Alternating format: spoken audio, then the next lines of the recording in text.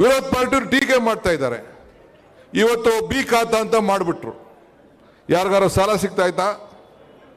ಯಾರಿಗಾರ ಏನು ಅನುಕೂಲ ಆಗ್ತಾಯ್ತಾ? ಏನೂ ಇಲ್ಲ.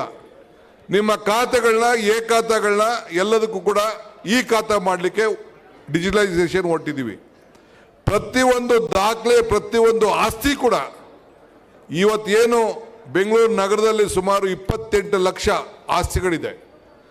ಎಲ್ಲ ಆಸ್ತಿಗಳು ಕೂಡ ಖಾತೆಗಳನ್ನು ಮಾಡಿಕೊಳ್ಳಿಕ್ಕೆ ಈ ಖಾತಾ ಮಾಡಲಿಕ್ಕೆ ನಿಮ್ಮ ದಾಖಲೆಗಳನ್ನು ಸ್ಕ್ಯಾನ್ ಮಾಡಿಸ್ತಾ ಇದ್ವಿ. ಹಿಂದೆ ಯಾಕೆ ಮಾಡೋಕ್ಕಾಗಿರಲಿಲ್ಲ?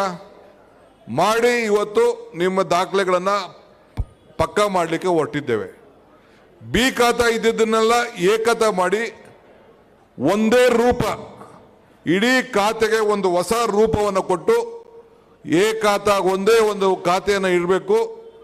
ಟ್ಯಾಕ್ಸನ್ನು ಸರಿಯಾದ ರೀತಿಯಲ್ಲಿ ಕಟ್ಟಬೇಕು.